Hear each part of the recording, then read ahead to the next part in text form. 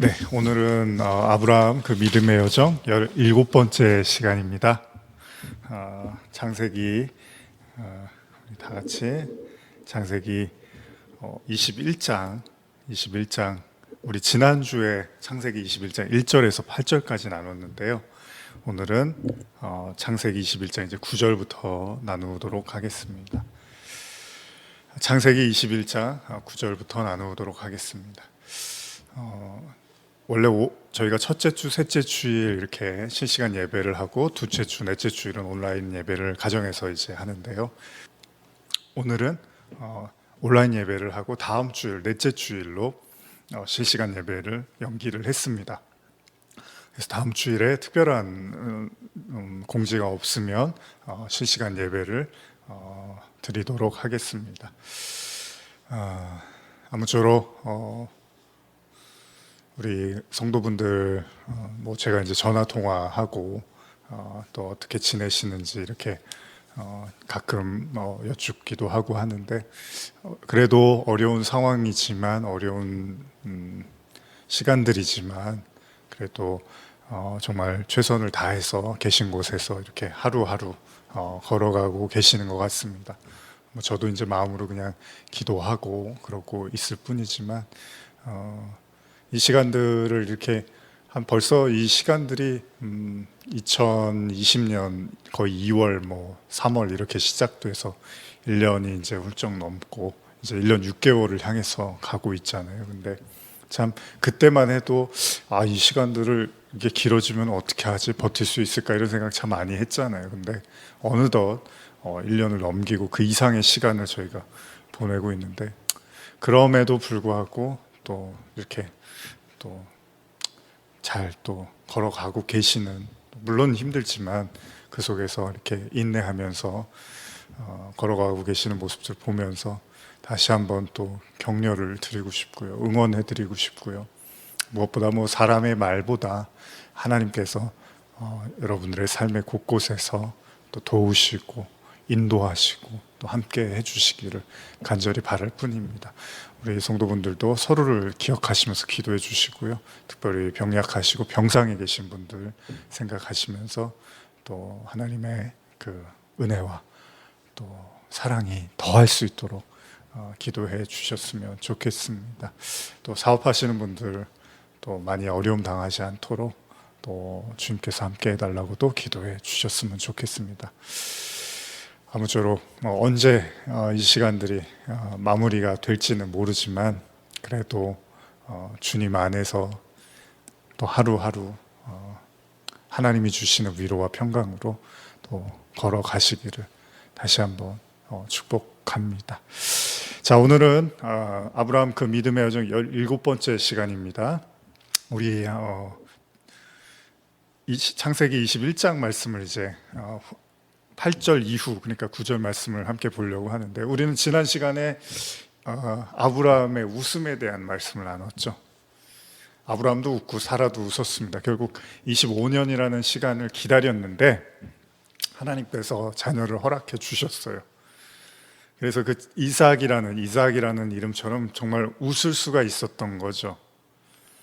그렇습니다. 신앙의 결국은 웃는 거예요. 기쁜 거죠. 제가 지난 주일에도 말씀드렸지만 뭐 남자와 여자, 뭐 부부가 연인이 만났는데 한쪽만 즐거우면은 즐거운 게 아니죠. 같이 기뻐야 되는 거잖아요. 하나님도 기쁘고 나도 기뻐야지 신앙이 좋은 거죠. 하나님은 막 기쁜데 나는 안 기쁘고, 나는 막 기쁜데 하나님은 항상 막 안타까워, 이러면은 문제가 있는 거잖아요. 그런데 아브라함이 이삭을 낳자 하나님도 기쁘시고 또 이삭과 사라가 아브라함과 사라가 또 웃을 수 있는 정말 축복의 시간이 다가왔습니다. 그렇습니다. 하나님이 인간을 창조하신 이유와 목적, 바로 우리에게 영원한 기쁨을 주시기 위함이겠죠. 뭐 이 사실은 변하지 않겠죠. 하나님이 우리를 찬양하기 위해서, 찬양받으시기 위해서 인간을 만드셨다고 하지만, 하나님이 그러면 뭐 카세트 테이프 틀어놓고서 계속 찬양할 수 있는 로봇을 만드시면 되지만, 하나님이 그렇게 하시지 않는 것은 자발적으로 인간의 마음에서 우러나와서 찬양하도록 하신 거니까, 그러려면, 우리가 찬양을 하려면 정말 하나님이 고맙고 하나님만 생각하면 기쁘고 감사하고 찬양하고 노래하고 싶어야 되는 거잖아요. 근데 하나님이 억지로 막 우겨쌈으로 찬양을 하게 만드는 게 아니라면 결국은 하나님이 우리에게 기쁨과 사랑과 자유와 평강과 은혜를 한없이 부어주심으로 말미암아 정말 우리가 그냥 호흡하는 것, 숨 쉬는 것만으로도 하나님을 찬양할 수 있는 그런 존재로 하나님이 우리를 부르셨단 말이죠. 처음에 이제 그 회개와 관련된 여러분들 간증이나 고백들 들어보시면 어떤 이야기를 하냐면, 이제 하나님의 성령의 은혜를 경험하고 또 말씀을 통해서 죄를 깨닫게 되면 정말 이제 마음에 이제 중한 고통이 찾아오고, 심지어는 숨 쉬는 것조차 죄라는 이제 고백들을 많이 이렇게 간증들 여러분들도 들어보셨을 거예요.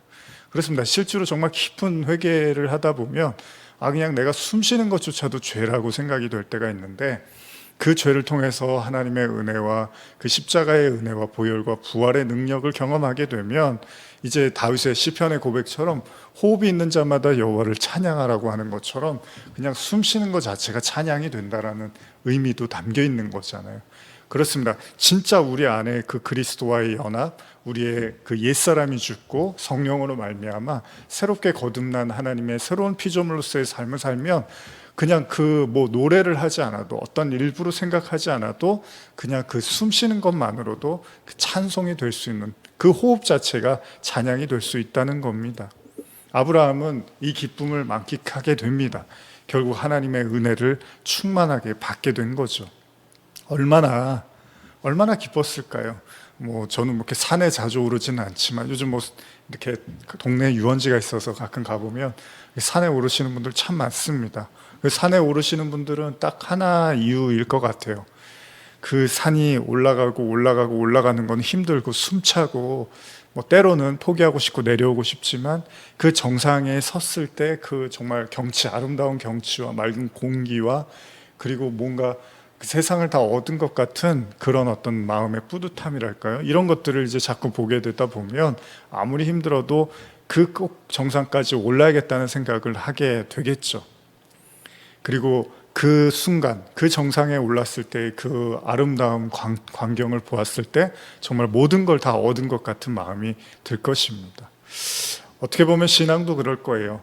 분명히 올라가는 과정에서는 도대체 이렇게까지 해서 신앙을 가져야 될 이유가 뭘까? 도대체 이렇게까지 해서 이 산을 올라야 될 이유가 뭘까라는 생각이 들 거예요. 산에 올라가면 뭐죠? 그냥 나무하고 그냥 숲하고 나무만 계속 보이잖아요. 흙하고. 똑같은 그 모습만 보이는데 가면 갈수록 힘만 드는 거잖아요. 신앙도 어쩌면 그래요.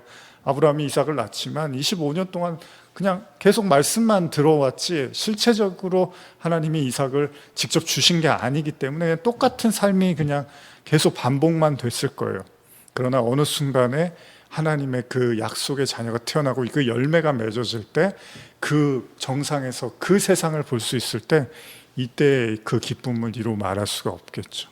여러분, 오늘 우리가 그런 여정을, 아브라함처럼 그 과정을 걸어가고 있지만, 여러분과 제가 반드시 잊지 말고 기억해야 될 것은 결국 하나님은 우리에게 웃음을 주신다는 거예요.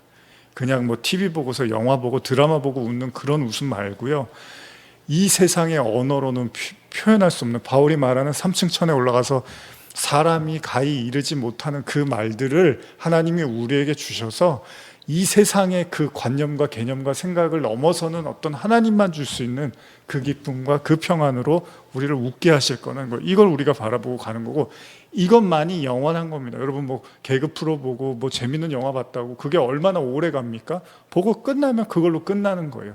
왜 하나님이 영원한 걸 주냐 하면, 우리가 갈 곳이 영원한 곳이니까 그 영원한 기쁨을 계속해서 유지하고 누릴 수 있도록 하나님이 주시는 것들을 우리가 생명으로 받아들여야 된다는 겁니다. 그것이 진정한 구원의 축복 아니겠습니까? 어쨌든 간에 아브라함과 사라는 정말 속이 뻥 뚫린 것처럼 아주 행복했을 겁니다. 그런데 이 기쁨이 계속 되면 좋겠는데, 오늘 우리가 읽게 되는 본문은 한 가지 좀 불편한 이야기가 다시 등장을 하게 됩니다. 창세기 21장 9절입니다. 한번 읽어볼까요? 사라가 본즉 아브라함의 아들 애굽 여인 하갈의 아들이 이삭을 놀리는지라.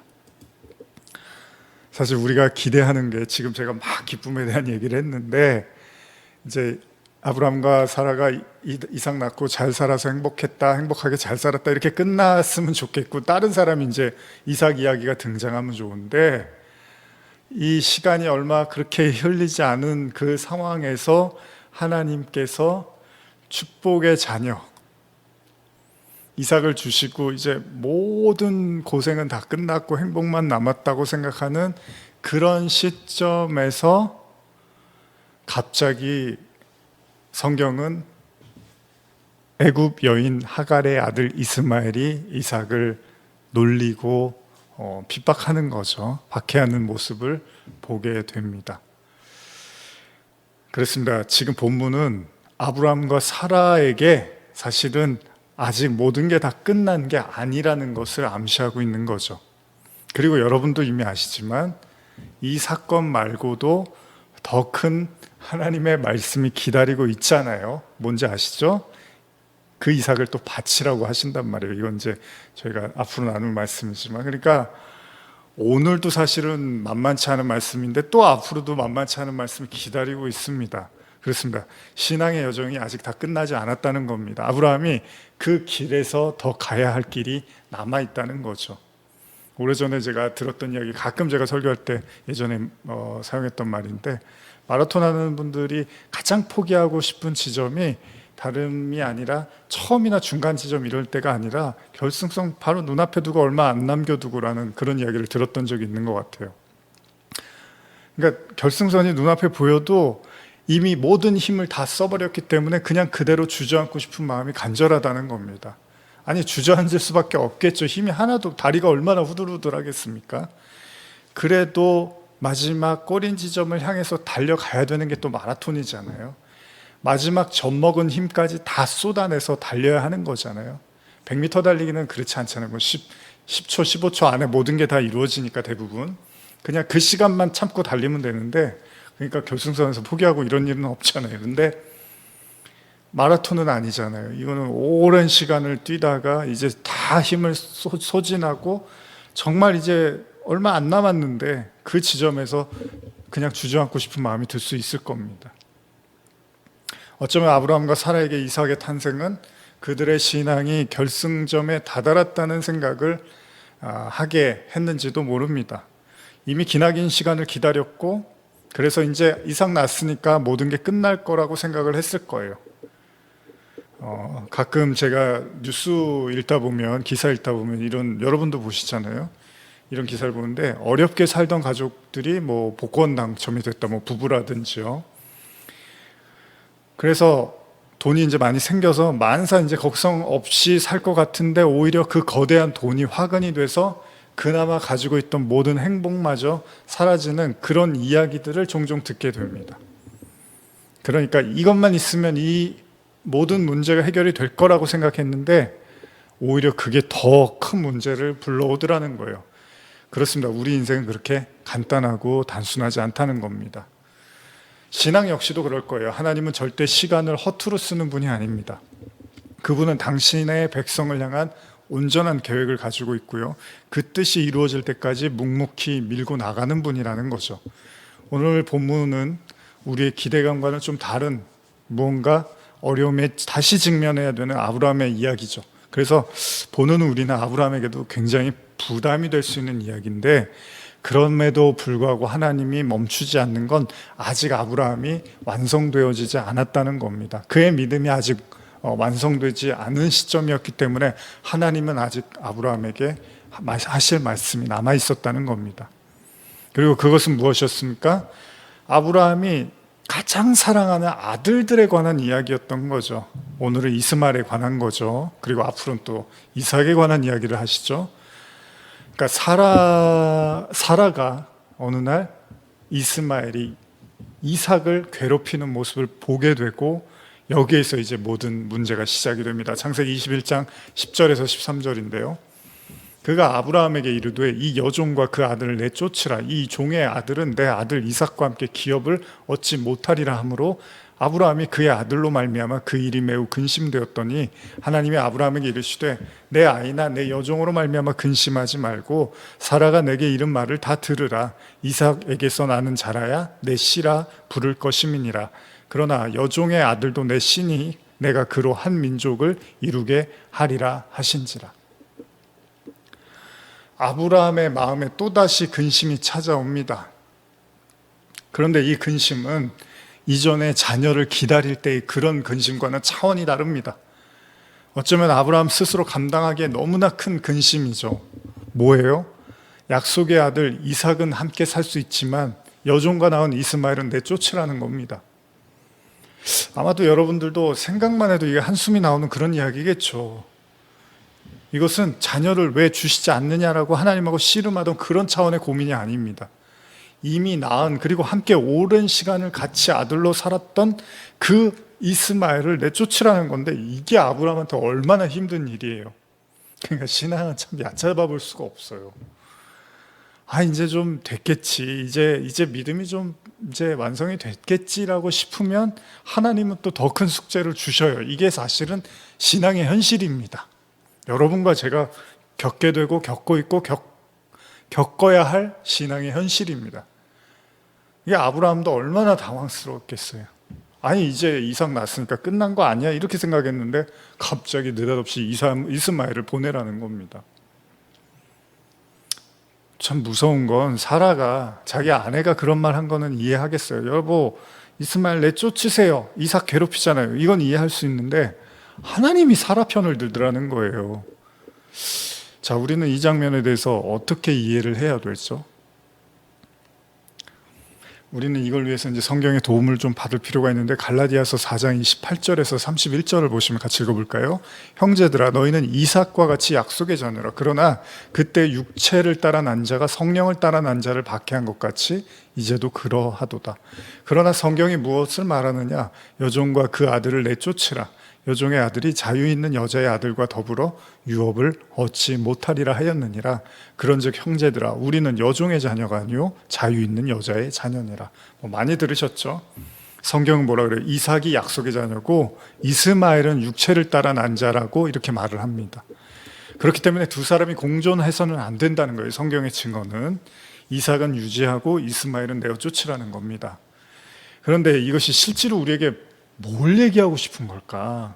사실 여러분, 액면 본문만 놓고 보면은 하나님이 같이 이렇게 화해하고 잘 지내라고 하셔야지, 누구는 내쫓으라고 그러고 누구는 있으라고, 이거는 좀 하나님의 사랑 이거 아니지 않습니까? 이런 생각을 할 수 있잖아요. 그리고 사실 이 부분에 대해서 제가 요한복음 강의할 때 아사세를 위하여라는 그런 이제 설교를 요한복음 강의 중간에 이제 잠깐 쉬면서 다른 설교할 때 그런 이제 주제로 말씀을 하는데, 그 내용을 한번 좀 참고하시면 또 도움이 되실 것 같아요. 일종의 이제 제사법에 대한 의미로서 오늘의 본문을 좀 나눴던 말씀이 있는데요. 어쨌든 간에 지금 이 사건이 그러면 오늘날 성도들에게 무슨 의미를 전달하기 위해서 하나님이 이런 일들을 보여주실까, 이런 생각을 이제 우리가 할 필요가 있다는 거예요.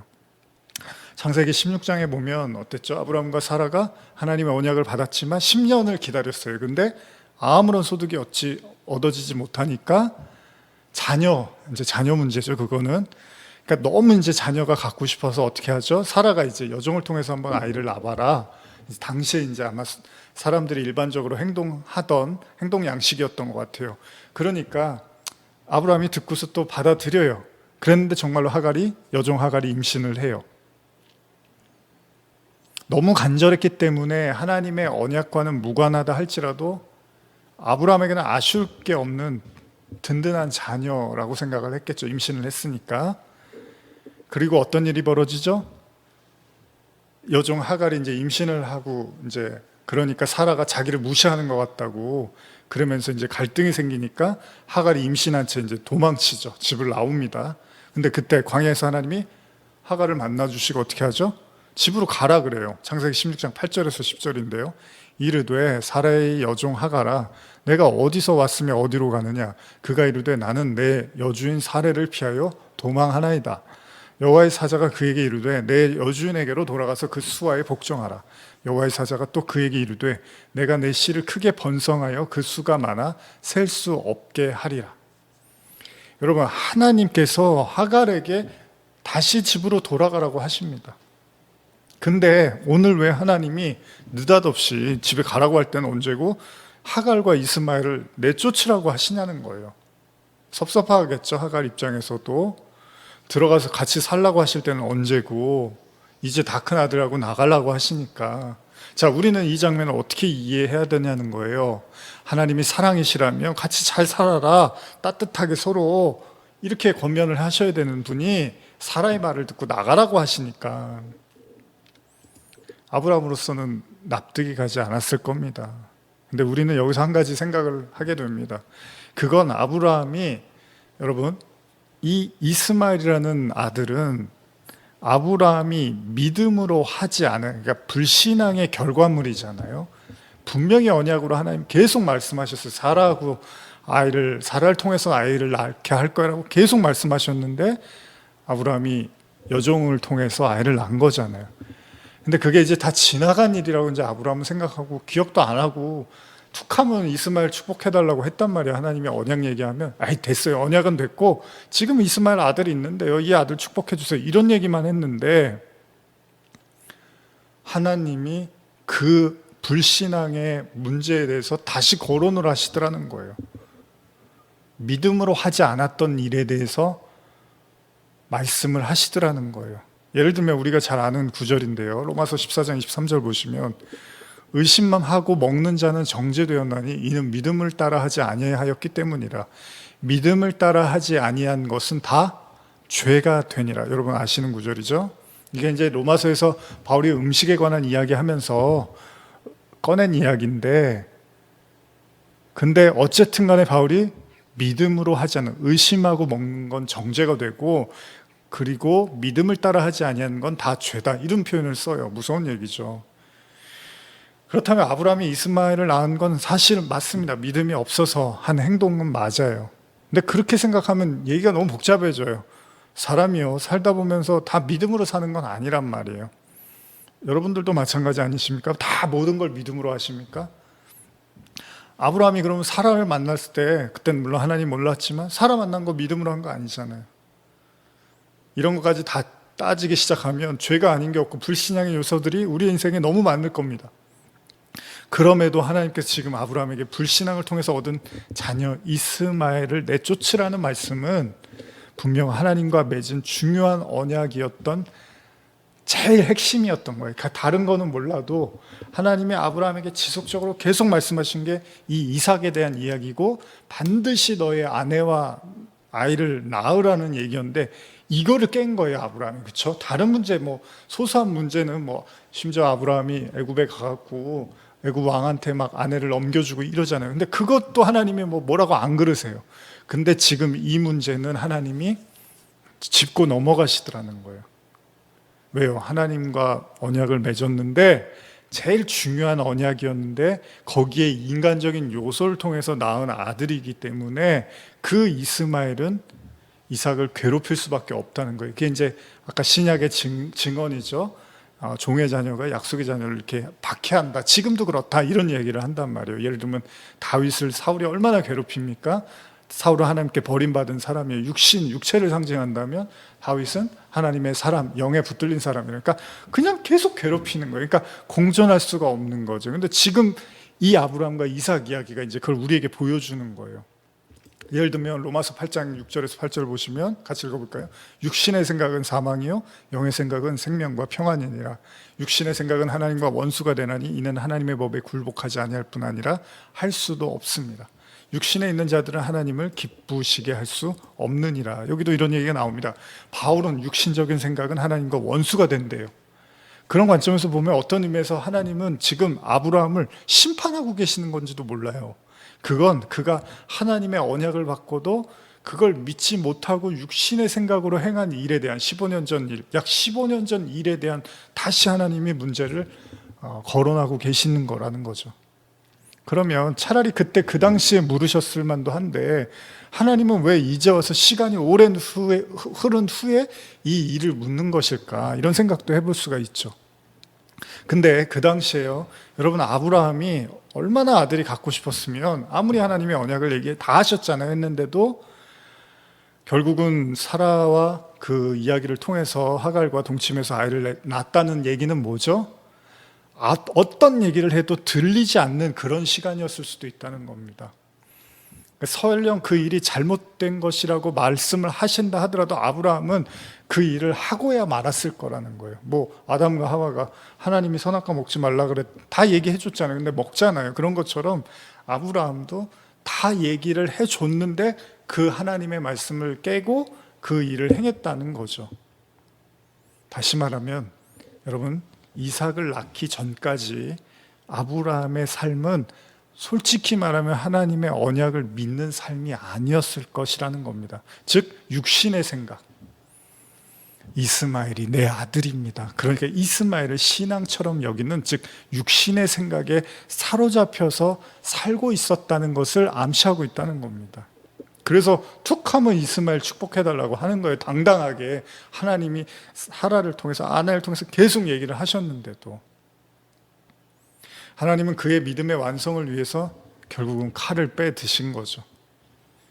이제 그의 삶의 주류였던 인간의 생각을 심판을 하시는 겁니다. 이제 아브라함은요, 자신의 그 불신앙에 대한 대가를 받아들여야 되는 시간이 온 거예요. 다시 말하면 지난 15년 가까이 자신의 행복의 근원이었고 자부심처럼 툭하면 하나님 앞에서 이스마엘을 자랑하던 그 당당했던 이제 그 육신의 생각을 내려놓고 그것이 잘못됐음을 인정해야 되는 때가 왔다는 겁니다. 그래서 성경은 이것을 보여주기 위해서 이스마엘이 이삭을 괴롭히는 것으로 묘사하고 있습니다. 다시 말하면 육신의 자녀가 하나님의 자녀를 박해한다는 그 바울의 고백처럼. 근데 바울이 이제 이런 비슷한 얘기를 또 갈라디아에서 하고 있는데요. 갈라디아서 5장 17절 보시면 같이 읽어볼까요? 육체의 소욕은 성령을 거스리고 성령은 육체를 거스리라니 이 둘이 서로 대적함으로 너희가 원하는 것을 하지 못하게 하려 함이니라. 그러니까 이쪽으로 가야 되는데 자꾸 반대로 잡아당기고 서로 이렇게 잡아당기는 힘이 크니까 하나를 놔야 돼요. 그래야지 이제 갈 수가 있는 거예요. 하나님이 이제 아브라함에게 그 결단의 시간을 묻고 계시다는 겁니다. 이 둘은 공존할 수 없다는 거예요. 이 둘이 공존할 때는 아무런 열매도 맺을 수가 없다는 거예요. 마치 알곡과 가라지가 나중에 자라나서 그 모양을 드러내듯이 여러분, 이삭이 탄생하는 것, 이삭이 주어지니까, 진짜 언약의 자녀, 약속의 자녀가 나오니까 이스마엘이 심판을 받더라는 거예요. 하나님의 언약의 성취가 동시에 아브라함의 불신앙에 대한 심판을 가지고 오더라는 겁니다. 그렇습니다. 하나님은 단번에 모든 걸 지적하고 심판하는 분이 아닙니다. 그분 우리에게 시간을 주십니다. 마치 탕자가 아버지의 집을 나가고 그의 모든 재산을 탕진한 후에 돼지우리에서 돼지가 먹는 주엽나무 열매를 먹는 신세가 될 때까지 아버지는 기다리시는 거예요. 물론 다른 의미에서는요, 그 스스로가 이미 또 심판을 받고 있기도 해요. 아버지의 집을 떠나서 그렇게 돼지우리에 갇혀서 주엽나무 열매를 먹으면서 그 자체가 심판이잖아요. 괴로움이잖아요. 근데 그제서야 이제 아들이 아버지를 찾아가듯이, 근데 아버지는 끝까지 기다리는 거죠. 근데 처음부터 재산 안 주고 못 나가게 하고 하인들 시켜서 집 막아버리라고 할 수도 있는데 또 그렇게는 안 하세요. 그가 스스로 견디고 경험하고 깨달을 수 있는 시간을 주시고 나중에 돌아올 때 받아주시는 거죠. 다시 말하면 이 얘기는 뭡니까? 아무리 말해도 들리지가 않는다는 거예요. 탕자가 아무리 그렇게 해서 너 그렇게 나갔다가 너 그러면 고생만 하다가 너 정말 죽을 수도 있어, 아무리 얘기해도 한마디도 들리지가 않을 거라는 거예요. 사울이 그러잖아요. 사울이 다윗이 죽일 마음이 없는데도 다 그 얘기를 옆에서 해줘도 하나도 들리가, 혼자만 다윗이 날 죽이려고 하고 나의 자리를 넘보고 있고, 아무리 얘기해도 이게 이제 하나님의 사람이 아닌 거예요. 육신의 생각에 사로잡혀 있는 거예요. 그러니까 아브라함도 마찬가지인 거예요. 그 이스마엘을 낳고 붙잡고 있는 한 아브라함은 아무 말도 들리지가 않는 거예요. 오로지 이스마엘이 신주단지 모시듯이 이스마엘이 최고인 거죠. 여러분, 어쩌면 하나님이 이스마엘을 임신한 하갈을 돌려보낸 이유는요, 그가 불신앙의 행위를 하였음에도 이를 허락하셨던 것처럼, 하갈과 동침하는 걸 그냥 내버려 두셨잖아요.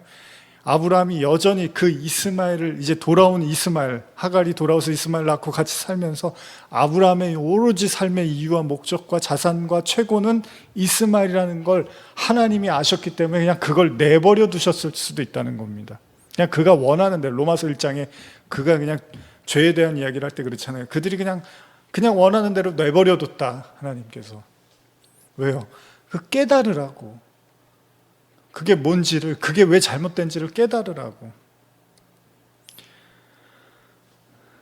아브라함의 마음에는 들리지가 않았을 거예요. 그냥 오로지 이스마엘, 뭐 하나님이야. 그냥 나중에 그래서 99세 때 하나님 나타나셔서 뭐 내가 이제 아들 줄 거야 하니까 뭐라 그래? 아이, 무슨 아들이에요? 비웃잖아요. 비웃는단 말이에요. 그 얘기는 뭐예요?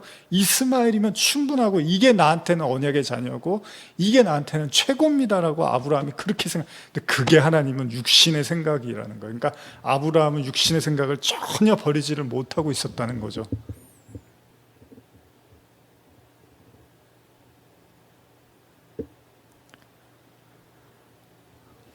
그러나 끝까지 그렇게 우리가 원하는 방식으로 우리의 욕심과 우리의 방식대로만 살 수는 없습니다. 성도는요. 결국 우리에게 허락하신 이 시간들 속에서 한 가지를 반드시 깨달아야 되는 거예요. 그건 아브라함처럼 우리의 삶의 영역에서 영의 생각과 육신의 생각이 공존하고 있다는 걸 인정해야 된다는 겁니다. 물론 어떤 경우에 그냥 육신의 생각인데 그걸 영의 생각으로 착각하면서 사는 사람도 있겠죠. 자유자의 자녀와 종의 자녀는 결코 공존할 수가 없다는 거예요. 어쩌면 우리에게도 여전히 이스마엘을 허락하고 계시는지도 모릅니다. 그러니까 여러분과 제가 이게 이스마엘인데 이삭인 줄 알고 착각하고 계속 그걸 이스마엘을 붙잡고 살고 있는지도 모른다는 거예요. 근데 언제까지 그걸 붙잡고만 있을 수는 없습니다. 너무 오랫동안 붙잡고 살았기 때문에 또 놓기도 힘들어집니다, 나중에는. 왜 지금 와서 내려놓으냐고 말씀하냐고 하나님을 원망할 수도 있겠죠. 근데 한번 진지하게 생각해 봅시다. 저와 여러분들의 이스마엘은 뭘까요? 우리가 불신앙의 결과물로 안고 있는 것들은 무엇일까요? 오랜 시간이 지나서 이제는 잊어버리고 이젠 생각도 못하는 거지만 여전히 그 불신앙의 결과물을 안고서 가고 있는 것, 그런데 그걸 이삭으로 착각하고 가고 있는 건 또 뭘까요? 우리가 내보내야 될 종의 자녀는 무엇일까요? 우리가 이제 정말 작별을 해야 될 육신의 생각은 뭘까요? 물론 이 또한 우리의 의지대로만 되지는 않겠습니다. 왜냐하면요, 중요한 사실은 아브라함이 어떻게 이스마엘을 놓냐 하면 이삭이 주어지니까 놓더라는 거예요. 여러분, 성령이 임해야지 죄가 뭔지, 의가 뭔지, 심판이 뭔지를 안다고 하듯이 아무리 얘기해도 예수님이 가르쳐줘도 모르는데 나중에 성령이 임하니까 그제서야 눈이 뜨여지잖아요. 똑같습니다. 이스마엘을 최고로 이게 하나님의 축복이죠, 이게 하나님의 자녀죠라고 믿었는데 이삭이 진짜 나오니까 그제서야 이제 이스마엘을 놔야 된다는 걸 알게 된 거예요. 이삭이 주어지니까 그제서야 지나온 생각들이 육신적 생각이었다는 걸 인정하고 정리해야 된다는 걸 깨닫게 된다는 겁니다. 절대 내려놓지 못했고 내려놓을 생각도 안 했고 오히려 이것이 축복이겠거니 생각했던 그 육신의 생각과 불신앙을 이제 떠나보내야 될 시간이 오고야 만 것입니다. 창세기 21장 14절에서 18절인데요. 같이 읽어볼까요? 아브라함의 마음입니다. 아브라함이 아침에 일찍 일어나 떡과 물 한 가죽 부대를 가져다가 하갈의 어깨에 메어주고 그 아이를 데리고 가게 하니 하갈이 나가서 브엘세바 광야에서 방황하더니 가죽 부대에 물이 떨어진지라 그 자식을 관목덤불 아래 두고 이르되 아이가 죽는 것을 참아 보지 못하겠다 하고 화살 한바탕 거리에 떨어져 마주 앉아 바라보며 소리내어 우니 하나님이 그 어린 아이의 소리를 들으셨으므로 하나님의 사자가 하늘에서부터 하갈을 불러 이르시되 하갈아 무슨 일이냐 두려워하지 말라 하나님이 저기 있는 아이의 소리를 들으셨나니 일어나 아이를 일으켜 내 손으로 붙들라 그가 큰 민족을 이루게 하리라 하시니라. 이제 직면해야 되는 거예요, 여러분. 여러분, 축복이라는 건, 그러니까 기독교를요, 하나님을 이렇게 말씀을 우리가 좀 오해하지 말아야 될 게 그냥 뭐 말씀 뭐 기독교인이 되고 하나님 믿으면 그냥 마냥 좋은 일만 있고 마냥 하나 어려움은 없고 이렇지는 않잖아요. 이미 뭐 너무 잘 아시잖아요. 이미 많이 겪어보셔서. 우리는 죄에서부터 구원받았기 때문에 우리는 또 동시에 그 죄에 대한 그 심판에 대한 경험도 하게 된단 말이에요. 그리고 사실 진짜 기쁨은 뭡니까? 그 죄로부터 끊어져 가는 것을 경험하는 거잖아요. 그러니까 사실 여러분 아브라함한테 지금 하나님이 힘든 일을 주는 것 같지만 아닙니다. 이거는 이제 우리에게 이제 보여주시는 거잖아요. 이런 사건을 통해서 이제 우리에게 말씀하시는 거잖아요. 일종의 이제 모형이 될 수 있는 거예요. 우리한테는 교재가 될 수 있는 거예요. 뭐죠? 이렇게 육신의 생각과 영의 생각을 같이 가져가 버리면 그게 고통될 수밖에, 그게 섞인다는 거예요. 그 바벨탑 얘기처럼 혼합되는 거죠. 이렇게 섞여버리면은 이게 오히려 더 큰 고통을 낳을 수 있다는 거예요. 그러니까 하나님은 어떻게 불순물을 이제 제거하시겠다는 거예요. 불신앙의 불순물을 제거하고 우리를 정금처럼 만들어 가시는 과정이니까 사실은 이게 물론 아브라함 개인적으로는 여러 가지 복잡한 감정이 들고 힘든 일이겠지만 하나님은 지금 아브라함으로부터 그렇게 믿음으로 해방시켜 주시는 과정들에 아브라함을 지금 부르고 계시다는 겁니다. 물론 가슴 아픈 일입니다. 그 자기 자신 인정하고 자기 죄 인정하고 자기 잘못 인정하고 거기서 끝나는 게 아니라 심지어 눈에 보이는 그 아들까지 내 보내야 된다는 이거는 정말 아브라함에게 감당하기 너무나 큰 일입니다. 그럼 어떻게 해야 됩니까? 어떻게 해야 되죠? 할 수 있는 방법이 없어요. 딱 하나. 하나님이 그렇게 말씀하시면 이제 따라야 되는 거잖아요, 성도는. 그러면 이제 아브라함이 할 수 있는 건 어떻게 하죠? 그래, 하나님이 내어 쫓으라고 했으니까 하나님한테 맡겨야겠구나. 내가 너무나 마음이 아프고 이스마엘을 내쫓는 게 너무나 가슴 아프지만 사라도 그렇고 하갈도 그렇고 너무나 마음이 아프지만 하나님이 그렇게 말씀하셨으니까 보내줘야겠구나. 그랬더니 어떻게 해요? 정말로 지금 읽은 본문처럼 하나님께서 하갈의 눈물을 다시 들으시고 그를 축복하시잖아요. 그러니까 결국은 그때 순종하지 못했던 15년 전 하나님의 말씀으로 받아들이지 못하고 순종하지 못했던 그 일을 이제 그때는 얻기 위해서 불순종했다면 이제는 그 얻은 것을 이제 내려놓아야 되는, 그래서 순종해야 되는 상황이 온 거잖아요. 자기 게 아니었던 거죠. 이제 놔줘야 되는 거고 떠나 보내줘야 할 때가 온 거죠. 성도가 할 수 있는 건 하나님의 말씀에 순종하고 그 이후의 모든 것은 하나님께 맡기는 것뿐입니다. 왜요? 하나님이 말씀하셨으니까 하나님께 맡기셔야죠. 아브라함의 그 믿음의 여정을 따르는 지금 저와 함께 말씀을 통해서 그 믿음의 여정을 걸어가시는 모든 성도분들께 말씀드리고 싶습니다. 여러분들의 이스마엘을 내쫓는 것을 두려워하지 마십시오. 우리의 불신앙, 하나님께서 믿음으로 우리를 만들어 가실 겁니다. 우리가 내려놓아야 할 것들에 대해서 주님이 말씀하실 때 두려워하지 마십시오. 그 모든 것 또한 하나님께 맡기십시오. 여러분들에게 더 큰 기쁨과 축복과 그리고 믿음의 온전함을 허락하시기 위함이십니다. 기도하시겠습니다. 하나님 아버지,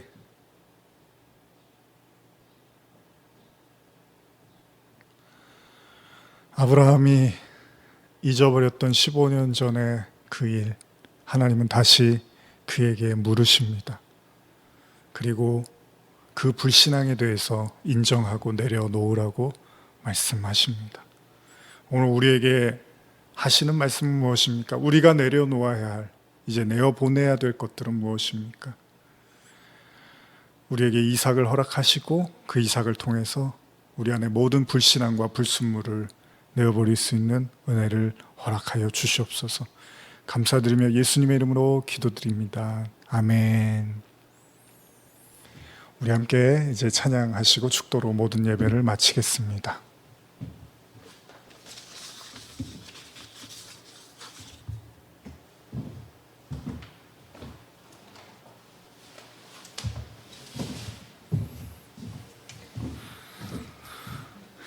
우리 오늘 아브라함의 이야기를 생각하시면서 혹시 여러분들에게 하시는 말씀을 들으시면서 또 여러분들에게 어떤 하나님의 음성을 생각하셨습니까? 제가 이 찬양 천천히 부를 때 여러분들이 같이 부르셔도 좋고요. 오늘 말씀 생각하시면서 기도하셔도 좋습니다. 저 높은 곳을 향하여 우리 함께 부르시겠습니다. 저 높은 곳을 향하여 날마다 나아갑니다. 내 뜻과 정성 모두어 날마다 기도합니다. 내 주여 내 발 붙드사 그곳에서 하소서.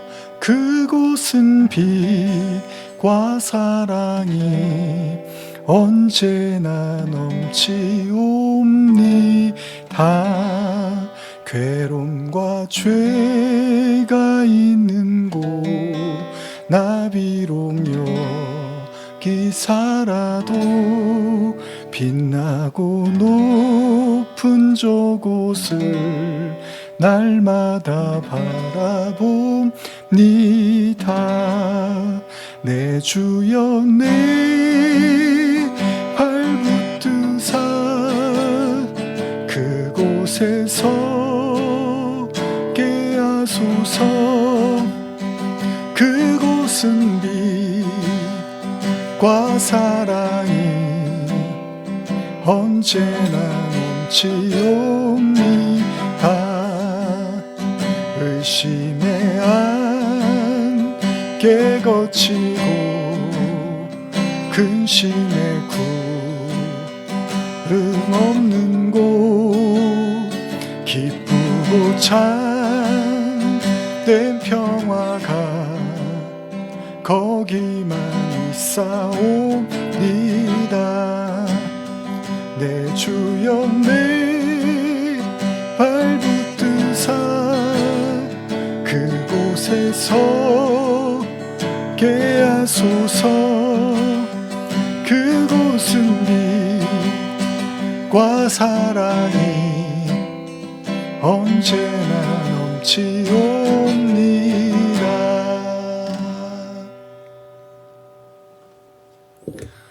지금은 우리 주 예수 그리스도의 은혜와 하나님 아버지의 사랑과 성령의 교통하심이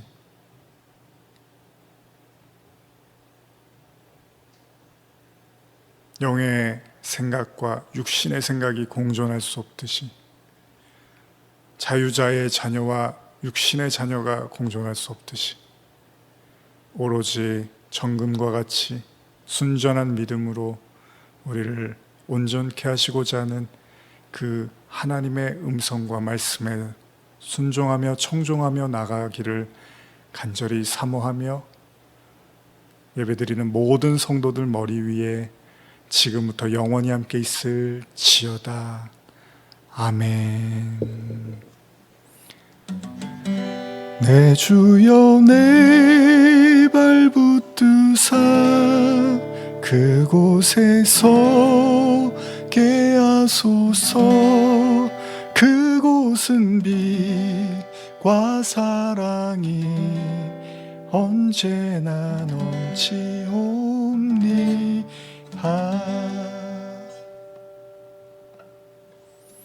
한 주간도 하나님과 동행하시고 또 오늘 말씀을 기억하시면서 또 우리의 육신의 생각을 내려놓는 그런 귀한 시간 되시기를 바랍니다.